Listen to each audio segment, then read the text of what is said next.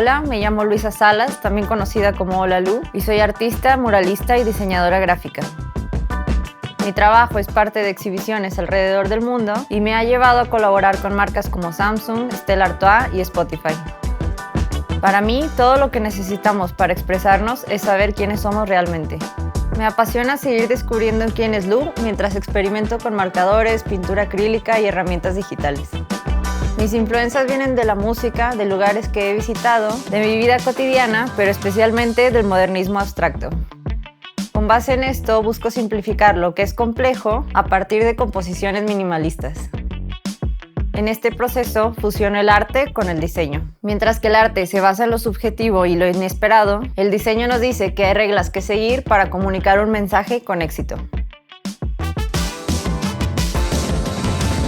En este curso de doméstica aprenderás a conceptualizar ideas para crear composiciones de arte abstracto.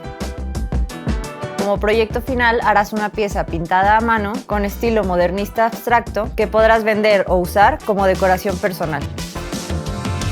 Comenzaré por hablarte de la composición y de la relación entre el arte y el diseño. Te enseñaré cómo encontrar inspiración en tu entorno para luego realizar un moodboard y un boceto.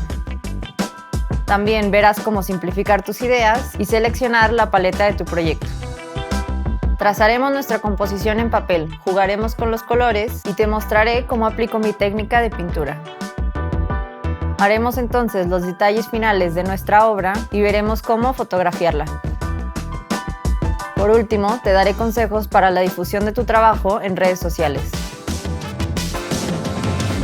Al final de este curso serás capaz de desarrollar una composición artística o comercial.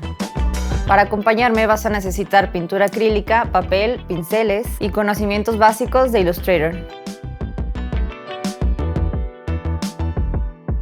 Fusionar el arte con el diseño es la clave para traducir conceptos e ideas en piezas únicas.